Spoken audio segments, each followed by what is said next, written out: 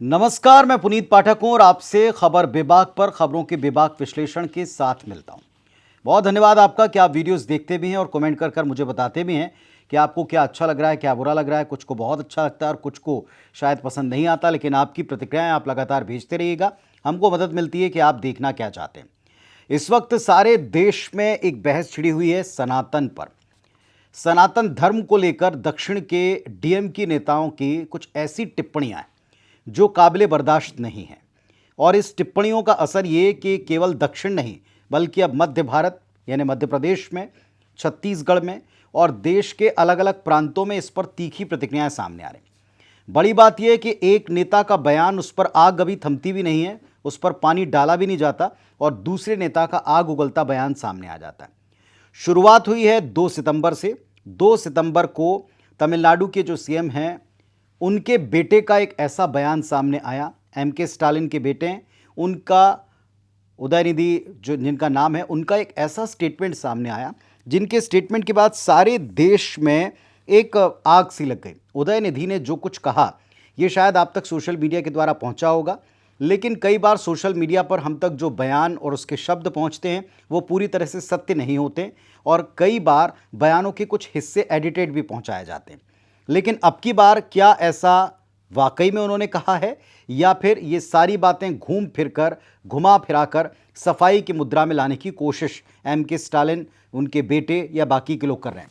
आपको पता ही है कि 2 सितंबर को स्टालिन के बेटे ने, उदयनिधि मारन ने, एक ऐसा स्टेटमेंट दिया जिसमें उन्होंने सनातन धर्म को एक बीमारी की तरह बताया। और अब उनके बयान के आगे जाकर के एक और बयान यहां पर एक नेता का सामने आया है और इन नेता का नाम है ए राजा। ए राजा जो कि पूर्व में केंद्रीय मंत्री रहे हैं, यानी फिर से जो यूपीए गठबंधन था उसमें एक बड़े महत्वपूर्ण अंग रहे हैं। डीएमके हमेशा से उस गठबंधन का हिस्सा रहा है और अब की बार भी जो INDIA जो अलायंस बना है विपक्षी एकता का, उस एकता के अलायंस में डीएमके भी एक पार्टी के तौर पर है। तो भारतीय जनता पार्टी के पास में और एनडीए के पास में ये भरपूर मौका है कि वो पानी पी पी कर कोसे इस अलायंस को, उसकी सच्चाई बताए और ऐसा हो भी रहा है। दरअसल ए राजा ने आज क्या कहा, वहां से मैं शुरुआत करता हूं वीडियो की। एक तरफ हम जहां देख रहे हैं कि केंद्र सरकार G20 समिट में वसुधैव कुटुंबकम का नारा बुलंद कर रही है। वसुधैव कुटुंबकम की बात कहते हुए वो सारी दुनिया के हर धर्म, हर छोटे बड़े मुल्क, उसकी सोच, उसकी आइडियोलॉजी, उसका वेलकम करती है और सारी दुनिया को एक परिवार की तरह बताती है। तो हमारे अपने ही देश में उत्तर और दक्षिण के नेताओं में ये जो फर्क है उत्तर दक्षिण ध्रुव की तरह दिखता है। आप देखें, आज पूर्व केंद्रीय मंत्री ए राजा ने कहा है कि सनातन धर्म HIV एड्स या कोड़ की तरह। पुराने बयान से 2 कदम आगे ये बयान दिखता है, नफरत फैलाने वाला है। जहां देश में इतनी अधिक मात्रा में बहुसंख्यक सनातनी हो, उनको ये बयान कतई रास नहीं आएगा। ये बात नेताओं को अच्छी तरह से पता है।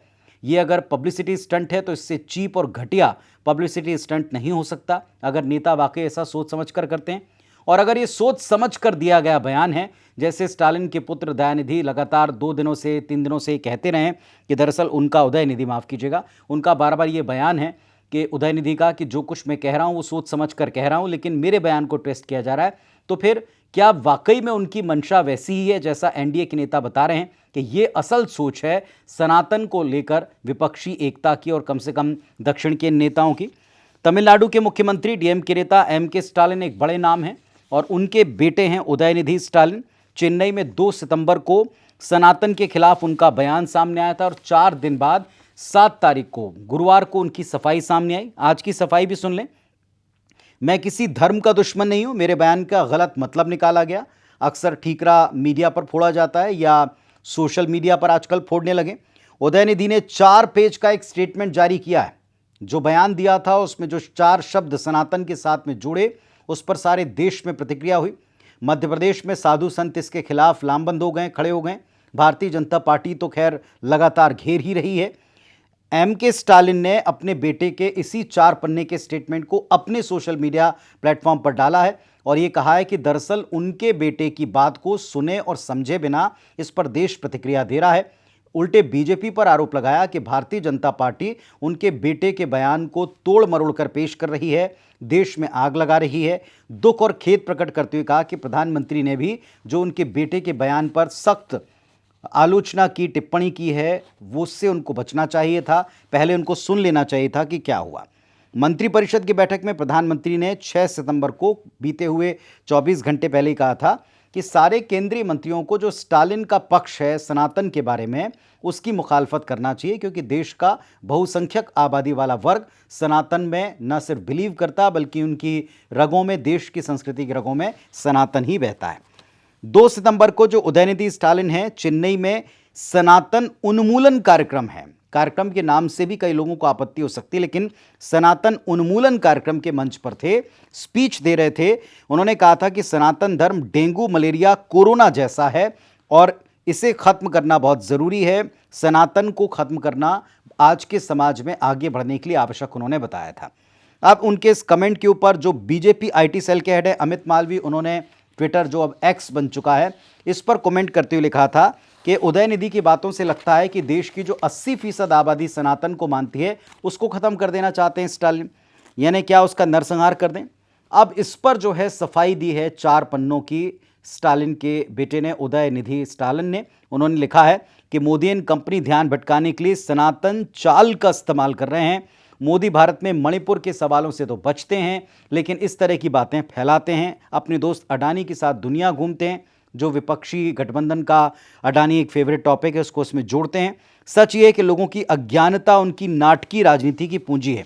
और भी बहुत कुछ लिखा है, लेकिन सार इसका यही है कि जो कुछ भी वो कहना चाहते थे दरअसल सनातन धर्म के खिलाफ नहीं था, सनातन धर्म के लोगों के नरसंहार की तरफ नहीं था, बल्कि सनातन धर्म से जो कुरीतियां जन्म ली गई हैं उसके अंत की तरफ उनका यह बयान था। अगर ऐसा था भी तो क्या स्टालिन साहब के पुत्र को, क्या उदयनिधि स्टालिन को ये बात अच्छे से पता नहीं थी कि वो जिन शब्दों का इस्तेमाल कर रहे हैं, वो जिस भाषा को कह रहे हैं, उस भाषा से आग लग सकती है, उस भाषा से कई सारे लोगों को आपत्ति हो सकती है, दिक्कत हो सकती है। एक नेता जो सार्वजनिक जीवन में हो, राजनीति करता हो, आज के सोशल मीडिया के दौर को समझता हो, क्या उसे इस तरह के स्टेटमेंट खुले मंचों पर देना चाहिए? और उसके आगे आते हैं, क्या ए राजा जैसे डीएमके के अनुभवी नेता, पूर्व केंद्रीय मंत्री को उनके बयान के आगे इसमें एड्स जैसे शब्दों को जोड़ना चाहिए? आप बीमारियों से तुलना किसी धर्म की कर रहे हैं। और एक बात और भी है, कई सारे लोगों से बातचीत करेंगे, आपको पता है कि हर चीज़ में अच्छे बुरे 2 पहलू होते हैं। हर एक धर्म में, पक्ष में, संप्रदाय में कुछ ना कुछ कुरीतियाँ, कुछ ना कुछ बुराइयाँ हैं, लेकिन क्या उसे आप समूचे धर्म से जोड़ करके दिखा सकते हैं? किसी भी धर्म की मीमांसा क्या आप इतने हल्के और घटिया शब्दों में कर सकते हैं? ये अधिकार आपको किसने दिया है? ऐसे बहुत से प्रश्न हैं जो लगातार उठ रहे हैं।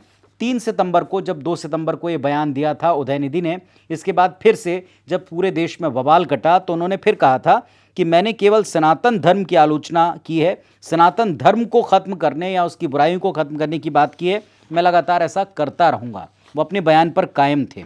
उन्होंने एक तर्क भी दिया था कि प्रधानमंत्री कांग्रेस मुक्त भारत की बात करते हैं तो क्या सारे कांग्रेसियों की नरसंहार की बात वो करते हैं, हत्या की बात करते हैं? ऐसा कह के उन्होंने अपनी बात को जस्टिफाई किया था।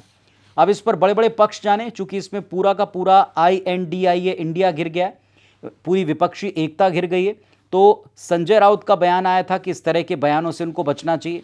इस पर केंद्रीय मंत्री स्मृति ईरानी ने कहा था कि जब तक भक्त जीवित हैं धर्म को कोई चुनौती नहीं दे सकता। अब जब प्रधानमंत्री ने स्वयं अपने केंद्रीय नेताओं को कहा है कि आप खुलकर मुखालफत करें सनातन के खिलाफ आने वाली इस टिप्पणी का या हर टिप्पणी का, तो निश्चित तौर पर स्मृति ईरानी या बाकी के तमाम नेताओं का, मंत्रियों का इस पर मुखरता से विरोध करना लाजमी है। राजनीतिक तौर पर भी और एक फॉलोअर के नाते भी उन्होंने इस बात का घोर विरोध किया है। अब आते हैं ज़रा इसके इम्पैक्ट की तरफ कि सारे देश में इसका असर क्या हो रहा है।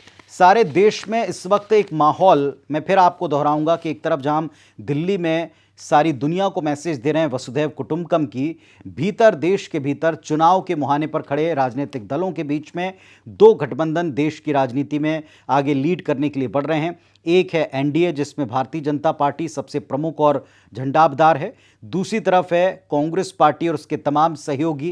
कांग्रेस पार्टी की स्थिति बीजेपी के सामने कितनी कमज़ोर है इसको बताने की आवश्यकता नहीं है। फिलहाल जिस तरह के हालात दिख रहे हैं लेकिन जिन राज्यों में चुनाव है वहां कांग्रेस की मजबूत स्थिति को देखते हुए ये गठबंधन बहुत अच्छा आगे कर सकता है, इसकी बार बार दावे किए जा रहे हैं कांग्रेस के द्वारा। तो जो अलायंस बना है INDIA का, उसमें किसी भी घटक दल, उसके किसी भी नेता का कोई भी स्टेटमेंट जो हिंदू, सनातन या धार्मिक आस्थाओं के विरुद्ध होता है, इसे भारतीय जनता पार्टी का या एनडीए के नेताओं का पकड़ना, उस पर विरोध करना पूरी तरह से लाजमी है, पूरी तरह से समझ में आता है। क्योंकि ये बात तय है, हम पहले भी कह चुके हैं वीडियोस में, कि आने वाला 23 का और 24 का चुनाव ना तो धार्मिक मुद्दों से, ना राम से, ना धर्म से, न सनातन धर्म से अछूता नहीं रहने वाला, बल्कि पूरी तरह से इस तरह के भावनात्मक मुद्दों को इसमें जोड़ा जाएगा, जैसा हम पहले भी देखते रहे। अब इस मुद्दे पर क्या इन दक्षिण के नेताओं की राय पर, प्रतिक्रिया पर, उनके स्टेटमेंट पर उन्हीं के साथी जो इंडिया अलायंस में शामिल हैं उनकी तरफ से मौन साधा जाएगा, खुलकर विरोध किया जाएगा, या फिर वही हर बार की तरह आप पर, हम पर, मीडिया पर तोहमत लगाकर इससे कन्नी काटी जाएगी, जैसा अब तक दिख रहा है? ये हम देखेंगे। आज का वीडियो आपको कैसा लगा? क्या इन सब के पीछे जो एक सवाल, ये जानबूझकर दिए गए स्टेटमेंट हैं स्टालिन और स्टालिन के बेटे के द्वारा, ए राजा के द्वारा, या ये भूल है जिसको कवर करने के लिए अब और बड़ी भूल की जा रही है और घटिया स्टेटमेंट्स दिए जा रहे हैं? इस तरह के स्टेटमेंट पर क्या वाकई जो वो कहना चाहते थे वो कह नहीं पाए, समझने वाले नहीं समझ पाए हैं, या जो कुछ भी कहा है उसको अब पूरी तरह से राजनीति में लपेटकर इंडिया नाम के गठबंधन पर वार करना चाहती है एनडीए और उसके तमाम सहयोगी दल और बीजेपी? आपकी राय क्या है? कमेंट कर जरूर बताइएगा। इस वीडियो में फिलहाल इतना ही। अगर आपको अच्छा लगा हो तो उसको जरूर शेयर कीजिएगा। धन्यवाद, नमस्कार।